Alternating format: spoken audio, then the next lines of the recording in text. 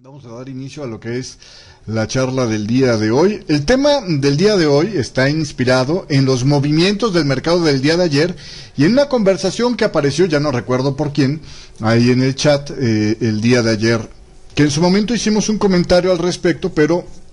me parece que es el tema este es lo suficientemente recurrente como para merecer atención, y por el otro lado pues el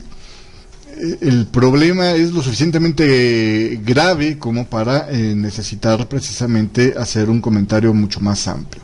Y es el tema, los días abayazadores. En esos días abayazadores no cometas el error de pasarte al lado de los masacrados. Normalmente vemos en el mercado que hay siempre una especie como de vaivén en el precio, ¿no? De hecho, si no fuera así, por un lado sería mucho más fácil operar, ¿no? Porque funcionaría muy bien las cosas como la idea de los que no saben nada de operación dicen, ¿no? Oye, ¿por qué? Yo me acuerdo hace mucho tiempo cuando estaba empezando, bueno, hace tanto, cuando estaba empezando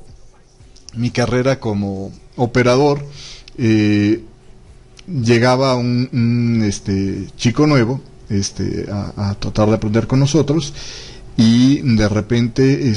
pues estaba viendo cómo había hecho las operaciones, lo que sea, y me dice, oye, pero ¿por qué te saliste aquí abajo y no mejor cuando se dio apenas la vuelta?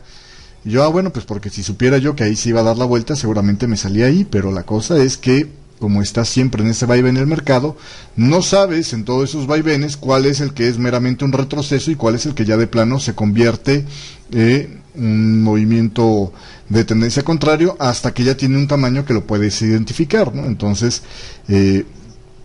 si el mercado no hiciera esos vaivenes, mientras está subiendo solo subiera y mientras está bajando solo bajara, pues sería muy fácil, ¿no? Cuando deja de subir, vendes y cuando deje de caer, compras y la vida sería una chulada. Pero el mercado no funciona así, va en esos vaivenes, ¿no? Como si estuviera en un estira y afloja los dos grupos que dominan el mercado, que son los toros y los osos, ¿no?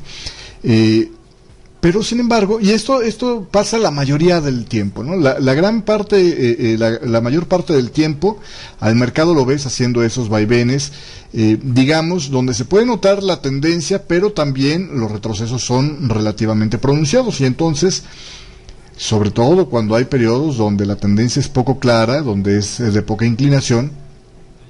es fácil llegar a la conclusión que después de un alza ya más o menos interesante, pues tiene que venir una caída. Y si estás acostumbrado a estar durante algún tiempo en un periodo de baja tendencia, donde la tendencia no tiene mucha inclinación, pues obviamente los retrocesos también son grandes, ¿no? Son amplios. Y de ahí puede que haya surgido la idea de, si yo llego tarde a la tendencia,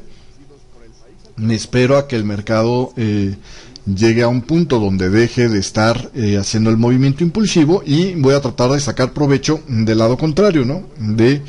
el retroceso. Dependiendo de la técnica que estés siguiendo, es posible que puedas tú hacer este tipo de cosas, ¿no? Es posible que puedas estar intentando este tipo de operaciones y pudiera ser interesante. Los que están operando técnicas donde están vaticinando los finales de las tendencias por patrones, por comportamiento de indicadores, etcétera, y que tratan de entrar en contra de la tendencia para, no por el hecho de llevarle la contra al mercado, sino para tratar de agarrar el siguiente movimiento que viene, pudieran estar haciendo esto de una manera correcta. Pero hay un momento en el mercado donde ni ellos se atreverían a hacer este tipo de cosas porque les sale caro, y saben que les sale caro, y es justamente en esos días como el día de ayer, jueves 17, cuando se anunció la reapertura del gobierno de Estados Unidos,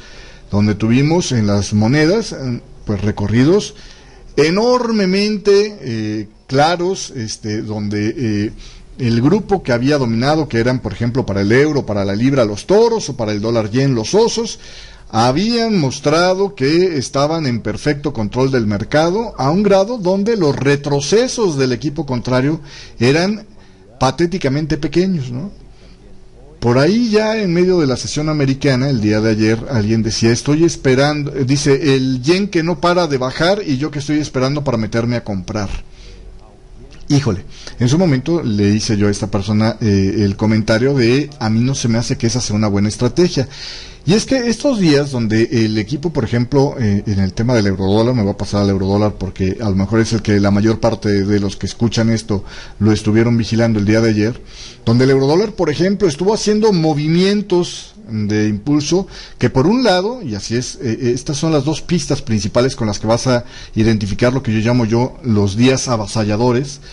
donde los impulsos extienden muchísimo más allá de cualquiera de las metas de Fibonacci que podrías tener en relación a los swings que se están dando. Estoy hablando de análisis técnico tradicional,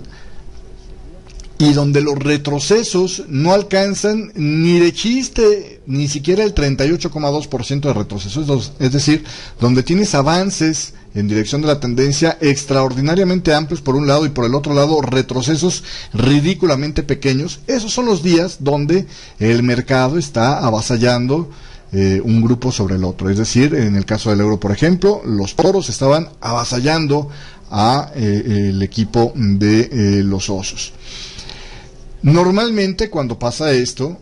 hay dos posibilidades: o tú llegas y este arranque de tendencia se da en tu presencia, es decir, cuando tú estás operando ese mercado o cuando estás atento a ese mercado, o puede darse cuando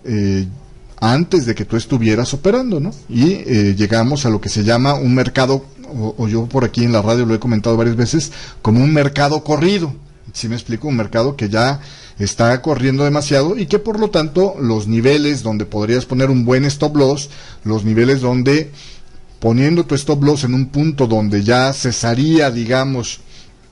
de ser tendencia lo que estás tratando de operar en dirección a lo que ha corrido mayormente en ese día, está tan lejos que es demasiado el riesgo que tienes que correr para lo que podría potencialmente avanzar, conociendo lo que estadísticamente sabes que cada día se mueve estos pares, ¿no? Entonces, cuando te pasa esto, que llegas y ya el mercado está corrido, lo mejor que puedes hacer es no hacer nada, es decir, esta no fue mi oportunidad, esta no me tocaba a mí por mi horario. Sentarte, relajarte y observar el mercado cómo se mueva para tratar de identificar a dónde puede llegar a continuación y cuándo es cuando podrías empezar a buscar indicios, ojo con esto, no operaciones, indicios de que el movimiento impulsivo se está acabando. Yo, por ejemplo, en el tema del eurodólar, ayer le había hecho en el programa de Punto 9 creo que fue, y si no, tuvo que haber sido un poco antes, le había comentado que yo esperaba que hubiera un retroceso aproximadamente de unos 30, 40 pips en el eurodólar y que después volviera a ser máximos más altos. Finalmente fue un retroceso inclusive más pequeño el que se hizo antes de volver a buscar los máximos más altos el día de hoy, pero que en tiempo, en horas de duración, fue más amplio y eso compensó el poco retroceso de precio, ¿no? Pero fue un retroceso que ya era notable y ya era comparable con el que habíamos tenido antes de esta corrida alta el día de ayer. Esto se lo decía yo basado en las ondas de Elliott, es una de las cosas que puedes aprender a ver utilizando las ondas de Elliott, pero básicamente lo que estaba yo era advirtiéndoles que meterse en contra de las alzas en el euro todavía era peligroso. Apenas hasta el día de hoy empiezo a ver señales, y lo comentábamos hace un rato, aún no las tengo todavía lo suficientemente claras, pero empiezan a aparecer señales de que es posible de que el movimiento alcista ya haya cesado y entonces ahora sí vamos a esperar que haya una corrección relativamente aprovechable, ¿no? Es decir, una corrección que ya sea lo suficientemente amplia que permita ver movimientos impulsivos aprovechables dentro de esa corrección, que eso sí que lo puedes estar operando, ¿no? Lo peor que puedes hacer tú es en un día donde están avasallando los toros o los osos, meterte en su contra. ¿Por qué la gente se quiere meter en contra de este movimiento cuando se le fue el entrar en el punto ideal, ¿no? Para arrancar y correr con esa tendencia en el precio? Yo creo que puede ser en la búsqueda de tener precisamente niveles de riesgo bajos, es decir, arriesgar pocos pips para una operación. Obviamente, si el mercado ha corrido mucho en una dirección, ¿no? Por ejemplo, al alza ha corrido mucho y el stop loss, digamos, está a 70, 80 pips de distancia, pues es claro que es un riesgo demasiado grande y entonces en la búsqueda de tener un riesgo a lo mejor de 10, 15, 20 pips, pues el extremo más cercano pues es obviamente el contrario, ¿no? El de la parte alta. Y para poder entrar en la parte alta y usar eso como stop loss, ¿para dónde tienes que ir? Pues para el contrario, para la baja, ¿no? Yo pienso que ese es el razonamiento que la gente tiene cuando busca hacer este tipo de operaciones en contra de la tendencia en estos días avasalladores, pero el problema que tienen es que olvidan que el mercado está sobreexcitado, y cuando el mercado está sobreexcitado, las posibilidades de que el mercado cambie de tendencia, es decir, que los que estaban comprando ante una caidita de 10, 15 pips, cuando ya ha subido 70, 80 pips el precio, reaccionen y tomen ganancias, es realmente poca. La gente lo va a ver como una oportunidad, los que están bien comprados y ya traen una buena ganancia, de arriesgar parte de lo que han ganado para agregar nuevas posiciones. Y eso es lo que explica el por qué se sigue sobreextendiendo este tipo de mercados. Es decir, sigue, después de un muy patético y breve retroceso, sigue presionando por máximos más altos, porque precisamente tienen ya un acumulado que les permite ser nuevamente arriesgados y tratar de aprovechar los pequeños retrocesos, mientras se mantengan así de pequeños, como puntos u oportunidades para comprar, al fin que si les va mal,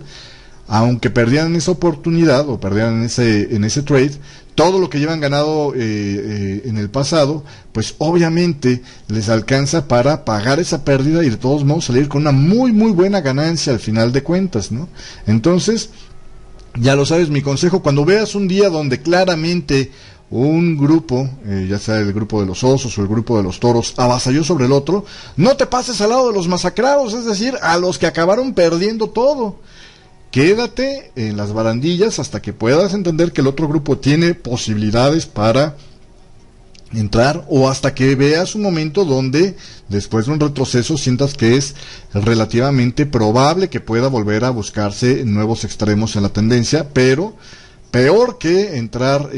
tarde o entrar con un stop loss enorme, me parece que es entrar en contra de una tendencia que es enormemente fuerte. Pues ahí tienes la reflexión del día de hoy, espero que la puedas poner en consideración y la trates de agregar a tus estrategias de trading. Vámonos con más música, esto que vas a